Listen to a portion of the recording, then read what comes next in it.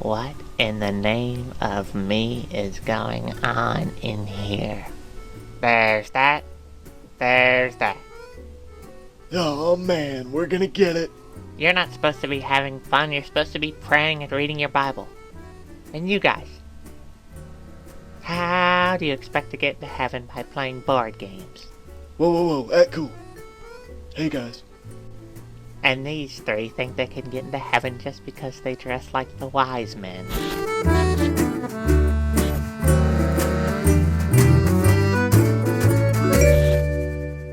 Welcome those of you that are joining us online or have already been joining us online. We want you to know that we love you and we see you as part of our family. By the way, that footage, it was not newly found rare footage of Jesus. It's just, we're making the point that Jesus never said that. In fact, the only view that seems to be wrong in our PC culture is to have a view that anything or anyone's behavior or activity is wrong. In essence, having an opinion about right and wrong, having a view or beliefs or convictions that a certain behavior or lifestyle or attitude is wrong seems to be the only thing that is wrong. And what we often will hear, and I've heard people say this, is, don't judge me. I mean, didn't Jesus say, you're not allowed to judge me? You can't have a judgment about me. And what they're really saying is, don't impose your beliefs or your standards on me. Don't bring your beliefs to the workplace. Don't impose them on politics. Keep them to yourself and keep your mouth shut.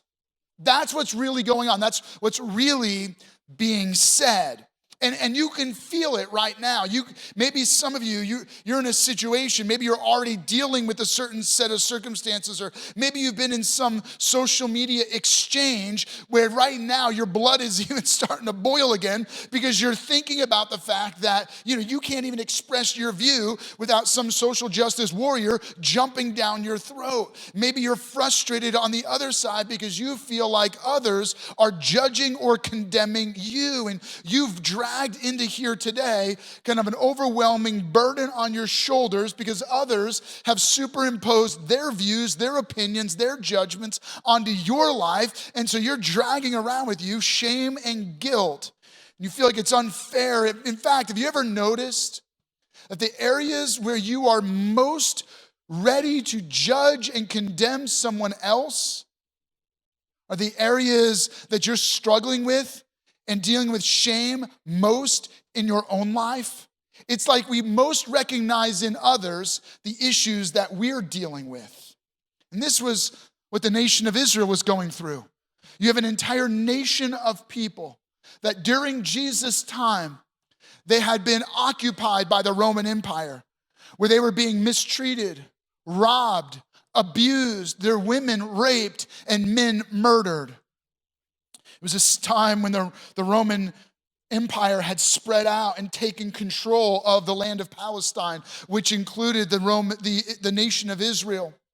And what they would do is they would hire from among the Jewish people, and this would happen in every country, they would hire from among the people men who would be used as tax collectors, who would go to all of their neighbors and take their taxes, collect taxes from them. They would use those taxes, give them back to the Roman Empire, and the Roman nation would use them to fund the standing armies that were occupying the nation. The same soldiers that were abusing the people, raping the women, and murdering the men. All right, so follow this string of thinking here. Here's a Jewish nation where their own people are robbing them to collect taxes to fund the soldiers that are in turn abusing them. Now, if you're among that people, you're feeling a lot of judgment toward the Roman people. You feel a lot of anger and hurt and hate toward those tax collectors. As a result, you want revenge. More than revenge, you want your freedom. You want God to raise up his Messiah who would set your nation free and reestablish your kingdom. And so when Jesus came along, teaching about God's kingdom among men, healing the sick, giving sight to the blind, raising the dead. Here is your king. And so the crowd of people mobbed around Jesus, ready to make them their king. Jesus, sensing that his coronation was coming, he withdrew from the crowd and went off by himself. But the crowd of people mobbed around him and followed him. So Jesus, seeing seeing through their behavior to their intentions, rather than leading a political revolution, sat down on the hillside and began to teach revolutionary ideas. In that crowd was a tax collecting trader named Matthew. Matthew was one of those guys that was robbing his neighbors and stealing from his friends. Matthew heard Jesus teach in such a way that it changed his life. He became a follower of Jesus. Later in his life, he sat down and wrote out the account of the life and teachings of Jesus. We have that written account in our Bible. It's called Matthew, or the good news of the life of Jesus from the eyewitness account of Matthew. Matthew records this teaching, this sermon that Jesus preached when the people were ready to make him king, and he records it, and we have it. The message, this sermon, challenges the people because it's not what they want to hear and it's not what you want to hear, but it's what they needed to hear and it's what we need to hear. In his opening statement, he gives an outline of his sermon, and one of his specific thoughts he says, Jesus is teaching, and it's recorded in the Gospel of Matthew chapter 5, verse 7, where Jesus simply says, "Blessed are the merciful, for they will be shown mercy." It's a radical idea. It's revolutionary. It's countercultural, and it's counterintuitive, meaning it goes against your instinct. He circles back to this very idea later in his sermon, so that you read it in Matthew chapter 7, where Jesus is expounding on this idea of being merciful and you will be shown mercy. So in Matthew 7, verse 1 and 2, he says, "Do not judge, or you too will be judged. For in the same way you judge others, you will be judged. And with the measure you use, it will be measured to you." And you think, and many people interpret this and say, well, you can't judge me. But that's not exactly what Jesus is saying. In fact, it's the opposite of what Jesus was saying. What he was saying was that you can't go around using this like an ace card to tell other people not to judge you. What he's saying is that you should not be condemning other people. The word he uses here is not just the word we use to judge, which we would use the word judge as to have a moral standard. You're not allowed to impose your moral standard on me. You're not allowed to say that this is right or wrong. That's not at all what Jesus is saying, because to judge that someone else is judging you would in and of itself be a judgment. You following me? So that would be illogical. That would be an unreasonable statement to make. No, what Jesus is saying is that we must not condemn or damn someone. We must not make a judgment about their spiritual condition so as to judge that they are spiritually far away from God. Follow me. What Jesus is saying is, do not allow your hate and your hurt to cause you to condemn and judge others to hell. I know the Roman Empire is occupying you. I know that they're abusing you and your neighbors are stealing from you. Don't you dare let that overwhelm you so that you go around condemning people spiritually to hell. Don't let that hate drive you to want them to be destroyed forever in eternal damnation. And now that goes against our instinct. Because every time you're hurt, what you want to do is dish it back out. Every time that you have someone that judges you, you want to call them out.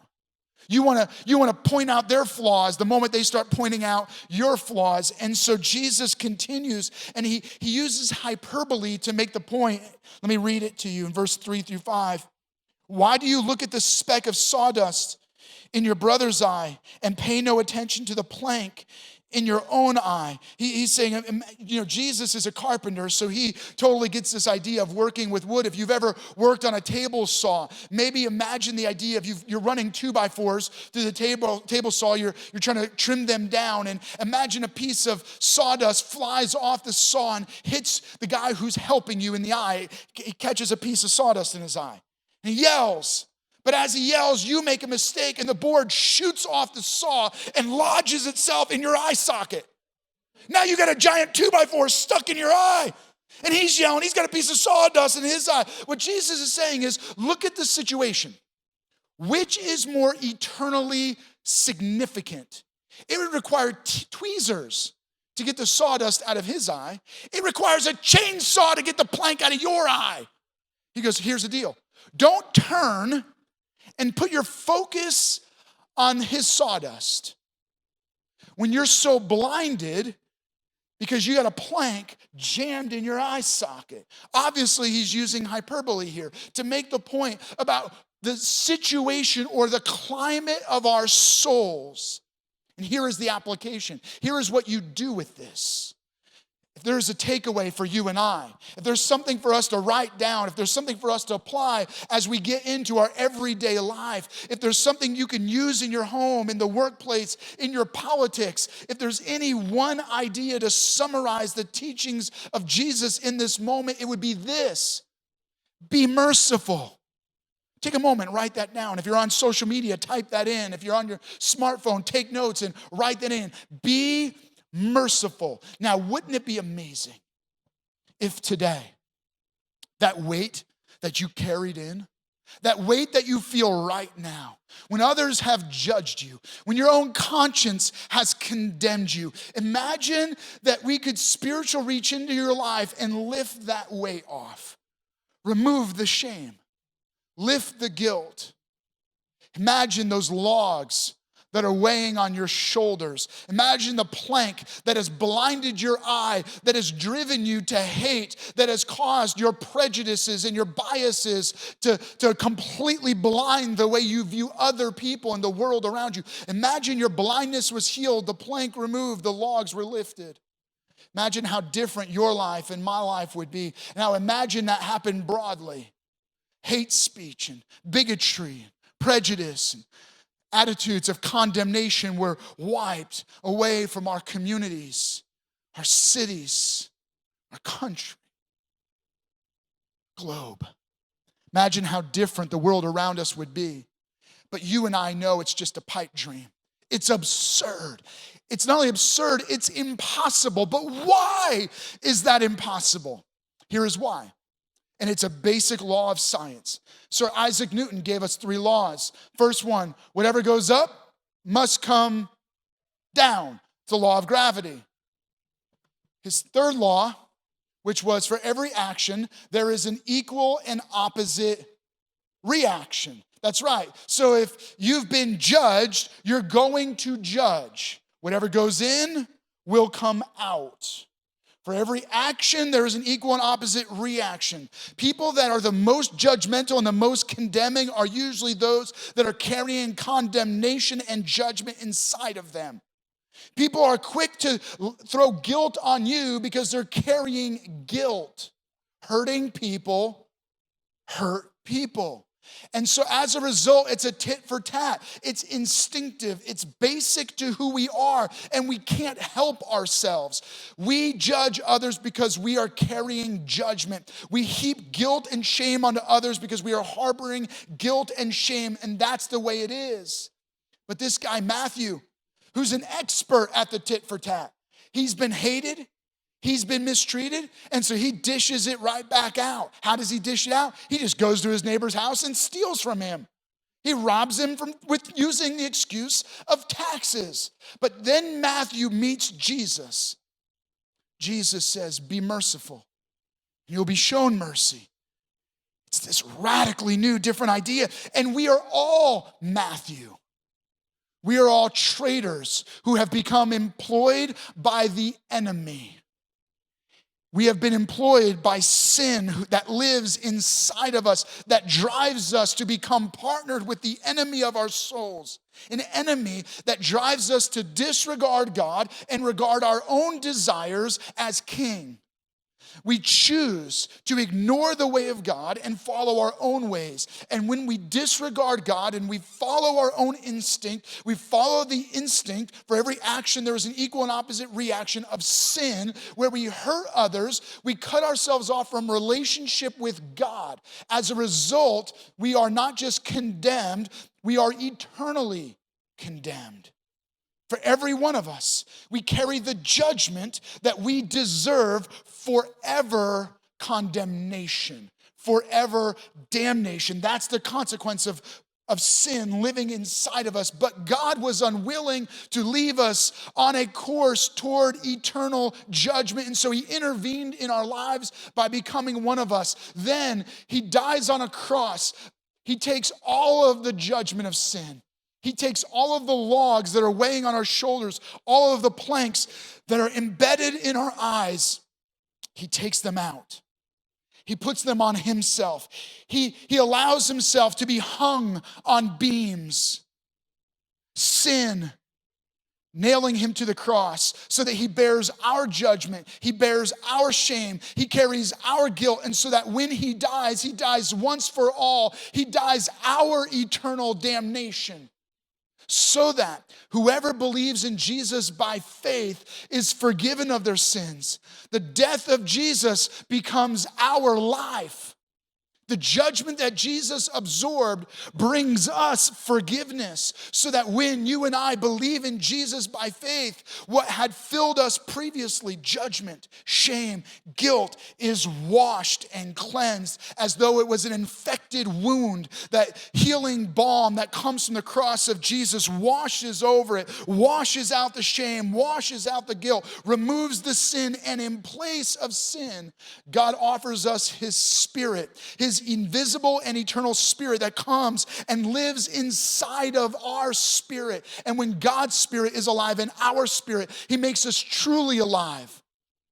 God transforms us so that when shame and guilt and sin once filled us, and as a result it spilled out of us, now God's forgiveness, his mercy, his Spirit fills us so that mercy spills out of us. That changes every aspect of how we live, which means we don't go around just not judging people. The point of this message and the point of Jesus' message was not, hey, you shouldn't have any moral standards. There are no right and wrongs. No, that's not the point. The point is that everyone is condemned. But there is new life and forgiveness and mercy found in Jesus Christ. And when you become a Jesus follower, the same mercy that fills you spills out of you. So how do you live a life where you are merciful? Let me give it to you in two complementary parts. The first is this: if we're going to be merciful, we have to be slow to judge. I want you to write that down. I want you to let that thought stick in your mind. Now follow me here. The idea is not that you can't have standards of right and wrong. It is that we must be slow to condemn, slow to come to spiritual judgment about others. Listen to what Jesus teaches. And I'm going to read it to you in the Message translation. Don't pick on people, jump on their failures, criticize their faults, unless, of course, you want the same treatment. That critical spirit has a way of boomeranging. Jesus is speaking to the crowd. He's saying, hey, slow down about your judgment about those Roman soldiers. I know that you hate those tax collectors, but slow down. Be slow to judge. For whatever standard you're using to judge them, that same standard is going to be used against you. And so you look at this, okay, how do I apply this to my life today? We're not under Roman occupation. We're not being necessarily systematically abused and raped and robbed and murdered, but boy, do we live in a land and a nation and a time and a culture where people feel mistreated and victimized and marginalized and taken advantage of. And what Jesus is saying, here's the first step. If you want to be slow to judge, His point is this: be heart focused. Be focused on your heart rather than everyone else's heart. So the moment your instinct is to point out the faults and the failures in someone else, look right at your own heart. Jesus is saying, whoa, whoa, whoa. I know that you want to look at what is wrong in everyone else, but allow that judgment to cause you to quickly look at what's wrong in you. Because your first challenge is to look at the condition of your own heart and to say, am I in right relationship with God? Because if judgment is coming out of you, it's because judgment is filling you. The only Christians I know who are quick to judge others and quick to condemn others are those who misunderstand the gospel of Jesus Christ. They somehow think that they've earned their way to God, and they're trying to be good enough to impress God. Let me be very clear. The message of Jesus is that none of us are good enough. You will never earn your way to God. You will never impress God with your behavior. The whole point of Jesus dying on the cross was that none of us are good enough. None of us are going to earn or deserve our way to God. We are all under the eternal judgment of sin. So be careful, because if judgment is coming out of you, it's because you don't understand what Jesus did on the cross. Because if you understood what Jesus did, you would be slow to judge, because you already know that everyone is condemned. So don't be a hypocrite. In fact, the point here is not only be heart-focused on yourself, but avoid hypocrisy. Avoid holding others to a standard that you can't measure up to yourself.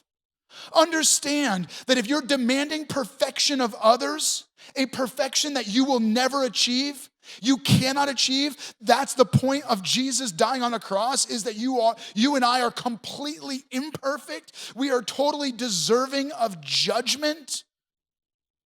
So don't be a hypocrite. And then avoid bigotry. Let me explain. I have seen and heard way too many Christians, way too many people who call themselves Jesus followers, but their moral standards change based on who they know. Follow me. They have this moral view that they believe is grounded in the Bible, but they impose it on people they don't know. And then they meet somebody who's struggling with that very issue. And they go, wow, they're such a nice person. I must have been wrong about my views. Well, they're not so bad. So what they're doing must not be bad. And they no longer believe what they once believed was wrong.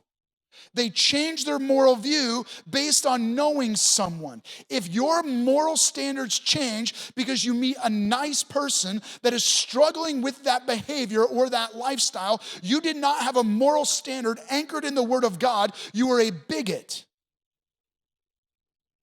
Good for you that you finally overcame your bigotry and stopped hurting and hating people. Let me be very clear. Our moral standards do not change based on whether we meet really nice people that struggle with the standards of God. Because the way we interact with them is not heaping more judgment on them, but showing mercy. Be very clear. People don't need all of their faults and failures pointed out. You don't need me to condemn you and judge you. Your neighbors don't need you to judge them. We all recognize that we are messed up, broken people. What our world needs is people that can show mercy and be slow to judge, which means this. This is how you can interpret this. Passionately carry your convictions and compassionately care for others. Let me say that again. Passionately carry your convictions while compassionately caring for others, which then leads to the second way that you apply this message, Jesus' expectation of being merciful. It's not only to be slow to judge, but quick to love. Quick to love. Not just not being quick to judge, be slow to judge, slow down. but be quick to show the love of God. Jesus says it this way, verse 2, for the same way you judge others, you will be judged. And with the measure you use, it will be measured to you. This isn't just like a threat. It's also an invitation. Because what is Jesus unpacking? He's unpacking the idea of being merciful. So think about it. What measure should Jesus' followers be measuring out to others? Mercy. He's saying, so if you measure out mercy to others because it's spilling out of you, because that's what's filling you up, guess what God is going to measure into your life? You are going to be measured by the same measure that you use with others. So if instead of judging others, you are being merciful to others, you will receive and continue to be filled with the mercy of God. And I promise you, there are people around you, most people around you are dealing with issues and pain and judgment far beyond what you can possibly imagine. The people sitting next to you, the car driving down the road next to you, the person in the other computer that's on the opposite side of the conversation across from you, they are carrying judgment, and what they need is mercy. And you have been uniquely positioned to do what no one else in the world around you can do. Anyone can dish out judgment. Anyone can dish out guilt. Anyone can lump shame into your life because everyone universally is carrying that. You know what no one is carrying? Mercy. You want to know why? Because you can only get mercy through faith in Jesus Christ. So Christians, you are uniquely positioned to give to others what no one else can give. Be a mercy sharer. Mercy has not been given to you to hoard, but to help. You are uniquely gifted and given mercy so that you can become a mercy sharer. You will be radically different in the world around you, not because of your moral standards, but because of a unique mercy that you can give that no one else has. The church has not been called to be the champion of morality. Some of you, that's going to mess up your way of thinking. You thought the church exists to hold the high ground of morality. That is not what you read in the teachings of Jesus. The church was not intended to hold up a list of rights and wrongs. The church was never intended to embed itself in politics to tell everyone around the world what is right and what is wrong. We already know that everyone is wrong, that no one can hold the high ground of morality. The church has been uniquely called by Jesus Christ to offer mercy. What sets us apart is not our moral standards. There are nations and religions all around the world that have very similar moral standards, and they believe them passionately. In fact, they'll kill people who don't measure up to those moral standards. What sets us apart is mercy. The fact that we can look someone in the eye who we know is wrong and say, I love you, I forgive you, and I want you to know Jesus Christ who offers mercy that is greater than judgment. Not only do I not judge you, but I am offering you the love of God. Now that is a radically new and different idea that is revolutionary, that allows God's kingdom to begin to spread into your life. And as God's kingdom grows in your heart, God's kingdom spreads into other people's lives. What will mark you as a Jesus follower is mercy that causes you to be quick to love and slow to judge. And some of you have dragged into here today, or you've carried on your shoulders, or it's blinding your eye, this plank, these logs, these weights that are weighing you down, and you have carried judgment, and as a result, you're quick to judge others. But today, you can be free because Jesus is not judging you. He's offering you mercy. God's Spirit is among us, and whether you are joining us online, I want you to know God's mercy is available for you today. Whether you're going to be watching this video later in the week or whether you're with us right now, I want you to know the mercy of God is available to you to forgive you of sin, to lift the judgment, to remove the shame and guilt, and set you free from eternal condemnation.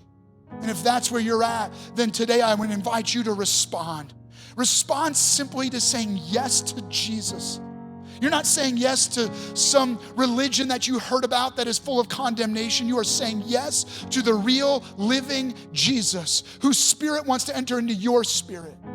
And if that's where you're at, in just a moment, I'm going to invite you to respond. So would you just allow God's Spirit to prepare your heart? For others of you, you say you're a Jesus follower, but boy, you don't act like it. I'm not judging you. I know what that feels like. I know what it has felt like when I was harboring my own sin. And as a result, I was quick to judge others. But then, when I came to that place where I allowed Jesus again to forgive me and wash me with his mercy, boy, I have become a far more merciful person. And today, as a Christian, you recognize that you've been more judgmental than merciful, and you need to be washed in the mercy of God, forgiven of sin again, re-experiencing the good news of God's love so that you can run from this moment and show the mercy of God. And if that's where you're at, then that's your prayer moment. So I'm gonna invite you all, would you just close your eyes for a moment? If you're online with us, just close your eyes for a moment. You can listen to me speak. If that's where you're at, the first group of you, you're saying yes to Jesus. You're inviting God's Spirit to lift that weight off, that burden off of your life, and in place give you forgiveness and mercy. You want to be raised to new life through faith in Jesus. If that's where you're at, would you just raise your hand high and say, yes, that's me. If you're watching online, would you let someone know, indicate in the chat section or in the comment section, that you're inviting Jesus to be your Lord and Savior. Would you, for those of you that are present right now, would you just raise your hand and say, yes, Patrick, I want that burden of guilt, that shame to be lifted off of my life. And I want to specifically pray with those of you that are making that decision right now. Jesus, every one of us need your mercy. We know that we don't earn or deserve your love. We come to you broken, judged, and shamed. But we receive your forgiveness of sin. We receive your mercy and your compassion, the mercy that you offered through your death on the cross. And we ask that your Spirit would come into our lives and give us new life. And now, God, for every one of us that call ourselves Christians, who believe in you by faith, may we become mercy bearers, offering that mercy to others so that we can become mercy sharers. May we be marked by mercy over judgment. In Jesus' name, amen. We hope that you have enjoyed today's experience. We also hope that this message has challenged you and will encourage you in the upcoming week. And if you made a decision to follow Jesus Christ today, congratulations. Welcome to the family and welcome home. One of the most important first steps that you can take is by letting us know. You can click the prayer tab or you can visit us at lifehousechurch.org. And if this message or ministry has blessed you in any way, feel free to partner with us financially. You can click on the Give tab or you can visit our website and click Give. We are so thankful that you joined us, and we are thankful that you are part of our extended family. We can't wait to see you back here next week.